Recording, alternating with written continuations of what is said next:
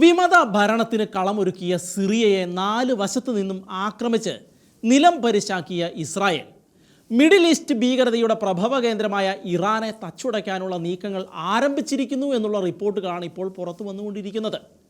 ഇറാൻ്റെ ആണവ കേന്ദ്രങ്ങൾ ലക്ഷ്യമാക്കിയായിരിക്കും ഇസ്രായേൽ പ്രധാനമായും ആക്രമണം നടത്തുക എന്നതാണ് ഏറ്റവും നിർണായകമായ വിവരങ്ങൾ. അതിനുള്ള എല്ലാ നീക്കങ്ങളും ഇസ്രായേൽ ആരംഭിച്ചിരിക്കുകയാണ്.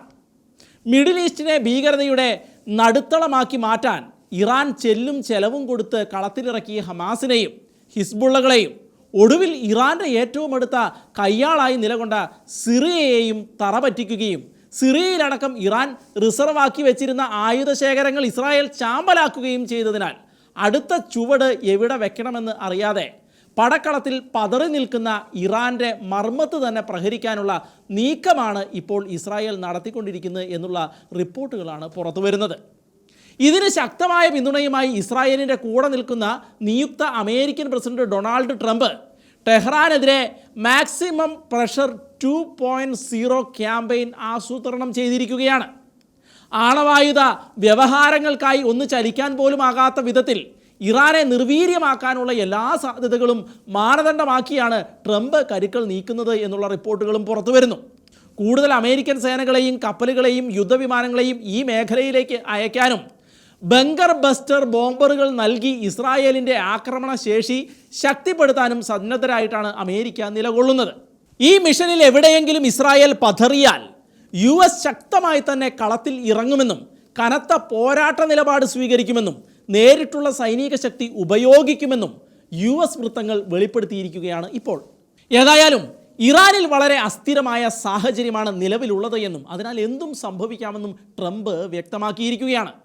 തങ്ങളുടെ പ്രോക്സി ഗ്രൂപ്പുകളായ തീവ്രവാദി സഖ്യങ്ങളെല്ലാം ഛിന്നഭിന്നമായി പോവുകയും ഷിയാ ഭരണകൂടത്തിൻ്റെ മുഖ്യ പങ്കാളിയായ സിറിയയിലെ ബാഷർ അൽ അസാദ് സർക്കാർ നിലംപൊത്തുകയും നിശേഷം ഒറ്റപ്പെടുകയും ചെയ്തുവെങ്കിലും ഇറാൻ അവരുടെ ആണവ പദ്ധതിയുമായി മുന്നോട്ട് പോകുമെന്നും പ്രതിരോധം ശക്തമാക്കുവാൻ നൂതനമായ ഒരു ബോംബ് വികസിപ്പിക്കുമെന്നുമുള്ള സൂചനകൾ പുറത്തു വന്നിട്ടുണ്ട്.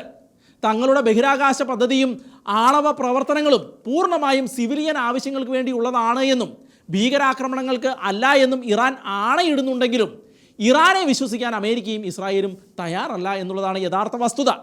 2003 വരെ ഇറാന് സംഘടിതമായ ഒരു സൈനിക ആണവ പരിപാടി ഉണ്ടായിരുന്നുവെന്നും സിവിലിയൻ ആവശ്യത്തിന് അപ്പുറത്ത് മറ്റ് ചില നീക്കങ്ങളും അവർ നടത്തിയിരുന്നുവെന്നും രഹസ്യവിഭാഗമായ ഷിൻബെറ്റിന് കൃത്യമായ വിവരം ലഭിച്ചിട്ടുണ്ട്.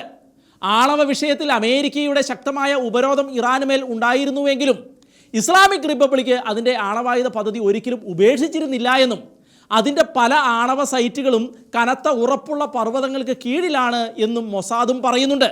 അതുകൊണ്ട് തന്നെ ഇറാൻ്റെ ഓരോ ചലനവും നിരീക്ഷിച്ചതിൻ്റെ ഒടുവിലാണ് ഇസ്രായേൽ ഈ ശക്തമായ തീരുമാനം കൈക്കൊണ്ടിരിക്കുന്നത്.